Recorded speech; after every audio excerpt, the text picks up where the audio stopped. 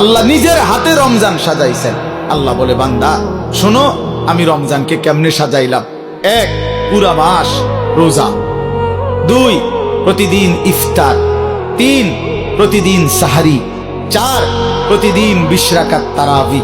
5, শেষ দশকে এতেকাফ। 6, শেষ দশকের বেজর রাত্রিতে শবে কদর। এরপরে 7, একটা নফল একটা ফরজের সমান।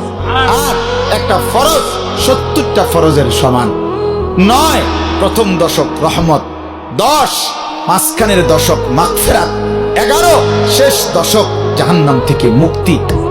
আল্লাহ বলেন, জান্নাতের দরজা খুলে দিলাম, জাহান্নামের দরজা বন্ধ করে দিলাম, সমস্ত শয়তানগুলোকে শেকলে বন্দী করে দিলাম, চারিদিক দিয়া গোলাইয়া সব গুছাইয়া বান্দা রাস্তা কেবল একটাই খোলা, দরজা কেবল একটাই খোলা। পুরা রমজান রাতে আসো, দিনে আসো, দুপুরে আসো, শুধু আমার গোলামি করবা, গুনাহ ছেড়ে দিবা, আর একটা দরজা দিয়েই সবাই ঢুকবা। শুধুই জান্নাত, শুধুই জান্নাত, শুধুই জান্নাত, শুধুই জান্নাত।